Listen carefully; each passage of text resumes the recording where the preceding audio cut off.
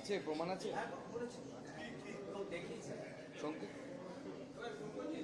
মনোজিতের নাকি আগেরও কিছু বেশ কিছু হ্যাঁ হ্যাঁ একাধিক ভিডিও আছে, প্রমাণ আমাদের কাছে আছে।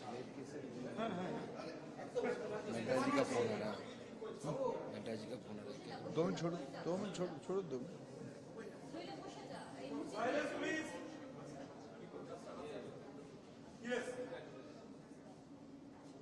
देखिए, मैं आज बंगाल आया हूं। जब मैं बंगाल कल रात को पहुंचा, एक दुखद घटना के बारे में थोड़ा बहुत मैं रथ यात्रा में व्यस्त रहने के कारण उसको ट्रैक नहीं कर पाए थे, लेकिन कल थोड़ा मैं इसके बारे में जानकारी हुई और मैं जब उसके बारे में आज अखबार में डिटेल पढ़ा, सच में मैं बहुत मर्माहत हूं, बहुत चकित हूं, बहुत चिंतित हूं। कैसे एक सत्ताधारी दल इतने दिन सत्ता में रहने के बाद इतने व्यभिचारी हो जाता है। हम इसको भूलना नहीं चाहिए। जादवपुर यूनिवर्सिटी में रैगिंग की घटना कहां तक पहुंची थी। 2024 9 अगस्त, जो 9 अगस्त भारत में क्रांति के लिए जाना जाता था, एक बच्ची का, एक सामान्य घर की बेटी जो सपना देखी थी अच्छी डॉक्टर होगी, उसकी हालत क्या हुई 2024 9 अगस्त में इस देश ने देखा है। आरजी कर घटना के नाम पे देश आंदोलित हुआ था। आज फिर कस्बा में साउथ कोलकाता के अंदर लॉ कॉलेज की जो घटना हुई है, तीनों घटना में एक ही प्रकार की टेंडेंसी ध्यान में आती है। यहां के रूलिंग पार्टी की टीएमसी की लोगों की इन्वॉल्वमेंट, और इस बार की घटना तो पिछले कई सालों में बंगाल में छात्र संसद की चुनाव नहीं हुए हैं, लेकिन टीएमसी ने अपने ही समर्थकों को स्टूडेंट लीडरशिप की नॉमिनेटेड प्लेस में रख के यूनियन ऑफिस उनके हवाले में किया है। उस यूनियन ऑफिस में जो जघन्य कांड हुआ है, ये बहुत ही शर्मनाक, बहुत ही चिंताजनक, बहुत दुखद है। और मैं जब कल आके सुकांत दा को ढूंढा, सुकांत दा अरेस्ट होके थे, हमारी अन्य सभी साथी अरेस्ट होके थे। क्या हो गया बंगाल में? कब ये बंगाल की कुंभकर्ण निद्रा में सोई हुई सरकार की तंद्रा खुलेगी? प्रजातंत्र में इस प्रकार की घिनौना काम हम कब तक टॉलरेट करेंगे? मैं सुकांत जी के साथ हूं, मैं शुभेंदु दा के साथ हूं। भारतीय जनता पार्टी इस आंदोलन को बंगाल की जनता के हित में लड़ रही है। हमें आने वाले दिनों में इसको एक निर्णायक स्तर तक ले जाना पड़ेगा। बंगाल की जनता, बंगाल एक समय मां सरस्वती का केंद्र होता था। पढ़ाई लिखाई, साइंस, टेक्नोलॉजी, एंटरप्रेन्योरशिप, इकोनॉमी में बंगाल हमारी देश की कैपिटल होता था, नंबर 1 राज्य होता था। तृणमूल के शासन में बंगाल और खराब हो गई है। मैं उसको निंदा करता हूं और इसको एक निर्णायक स्तर तक ले जाने के लिए इस लड़ाई को यहां के हमारे नेतृत्व के साथ खड़ा रहता हूं। पश्चिम बंगाल में आप इमरजेंसी का 50 वर्ष सारा देश में बोला जाता है। पश्चिम बंगाल का कैसा अवस्था है? इमरजेंसी जो अघोषित इमरजेंसी, जैसे कल शोएब मजूमदार को गिरफ्तार करके सारा रात पूरा लाल बाजार में रोका गया। देखिए, पिछले 50 साल पहले देश में संविधान को खत्म करने के लिए, तार-तार करने के लिए, अवहेलना करने के कारण इमरजेंसी लागू हुई थी। कांग्रेसी संस्कृति इमरजेंसी के साथ है। इमरजेंसी की जो मानसिकता है, लोगों के अधिकार को डरा धमका के, दबा के मनमानी करना, ये इमरजेंसिया माइंडसेट है। इसको याद रखने के लिए हम लोगों ने 26 जून को 50 साल मनाए।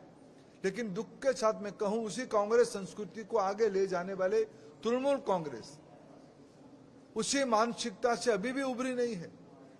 क्या कोई सोच सकता है बंगाल महिला प्रगति की एक प्रयोगशाला रही? आज से नहीं, सैकड़ों साल पहले वुमेन प्रोग्रेशन की ये एक एग्जाम्पल रहा देश में, पढ़ाई में, लिखाई में, सिविलाइजेशनल लीडरशिप में बंगाल की वुमेन लीडरशिप रहा है। उस बंगाल में वो आरजीकर हो या कस्बा की लॉ कॉलेज की दुर्घटना हो, ये प्रतीत करता है महिलाओं के प्रति अभी की रूलिंग पार्टी की, जब यहाँ की रूलिंग पार्टी की हेड एक महिला है, उनकी मानसिकता क्या, उनके नेताओं के बयान किस प्रकार के आ रहे हैं, यही बहुत गणतंत्र में, प्रजातंत्र में खतरनाक मानसिकता है। सर, ऐसा पोस्ट, ऐसे घटना सामने आ रही है। इस घटना के रिवील होने के बाद उस कॉलेज की एक स्टूडेंट्स लोग अभी मुंह खोल रहे हैं और बोल रहे हैं कि इस मनोजित के अगेंस्ट में पहले से कंप्लेंट दर्ज किया गया था कॉलेज अथॉरिटी को। 22 साल से 2022 साल से वो कॉलेज में था, रेप केस है, मोलेस्टेशन का केस है, लेकिन कभी कुछ नहीं हुआ और नॉन अवेलेबल सेक्शन होने के बावजूद कुछ नहीं हुआ। मनोजित इतना पावरफुल है। देखिए, जब रक्षक भक्षक हो जाएगा, जब सेवियर राज्य में जिनके हाथ में दायित्व है, अगर वही लोग क्रिमिनलों को अपने पार्टी के कार्यकर्ता बना लेंगे, क्रिमिनल को लीडरशिप दे देंगे, तब इस प्रकार की तानाशाह अत्याचार बढ़ती है।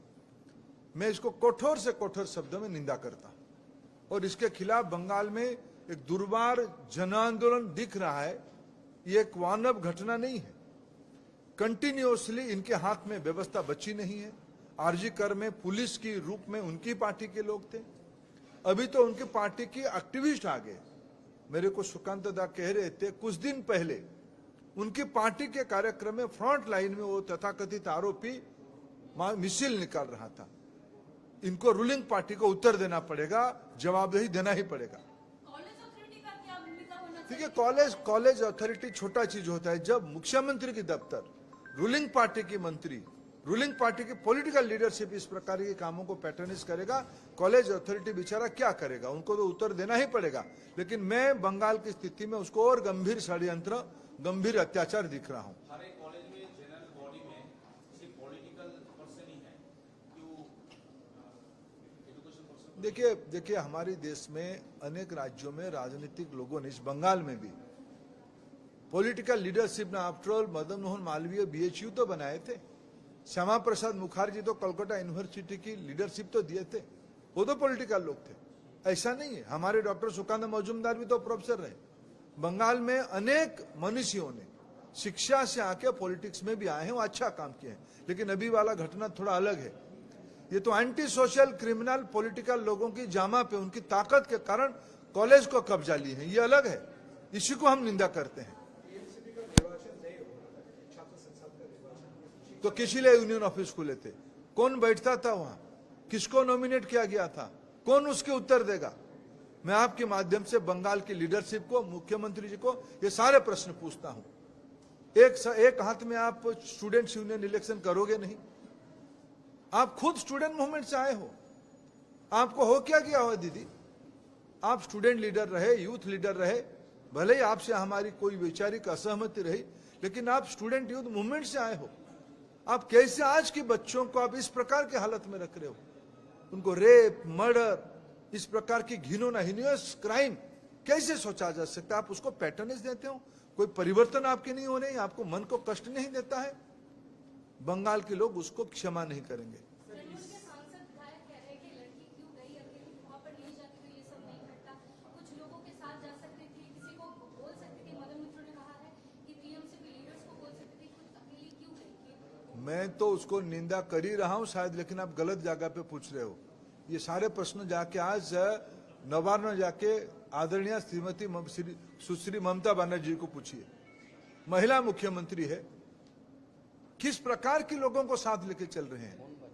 कैसे इस प्रकार के बयान कोई सिविल सोसाइटी में, सिविलाइज सोसाइटी में ऐसे कोई कह सकते? तो क्या बंगाल में महिला नहीं घूमेंगे? लड़कियां का स्वतंत्रता नहीं रहेगी? इंडिविजुअल फ्रीडम नहीं रहेगी? चॉइस नहीं रहेगी? क्या मानसिकता हो गया है? आरजीकर की घटना के बाद ममता बनर्जी ने प्रेस कॉन्फ्रेंस करके ये दावा किया था कि हर जगह पे जहाँ पे औरत लड़की लोग घूमेगी, फिरेगी, पढ़ाई करेंगी या फिर काम करेंगी, सीसीटीवी मॉनिटरिंग रहेगा, गार्ड रूम रहेगा। और कस्बा के इस घटना के बाद ये देखा गया कि सीसीटीवी तो था ही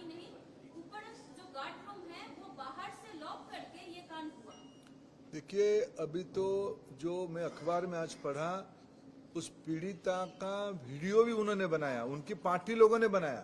सीसीटीवी की उनकी नया डेफिनेशन हो गया है, वीडियो क्लिपिंग बना के ब्लैकमेलिंग करना। क्या वो बंगाल की सोसाइटी को ब्लैकमेल करना चाहते हैं? तो झूठ बोलना उनकी आदत हो चुकी है, सत्ता की मोह उनको आ चुकी है। भ्रष्टाचारी तो थे ही, शिक्षा में उनसे जैसा भ्रष्टाचार देश में कोई नहीं किया। कोर्ट कचहरी तक मामला उसमें हो गया। बंगाल की नौजवानों की आकांक्षा को उन्होंने बहुत ही कुठाराघात किया, लेकिन इस बार तो हद पार हो गई। विशेष करके लड़कियों के ऊपर अत्याचार बंगाल में बढ़ रही है। Thank you.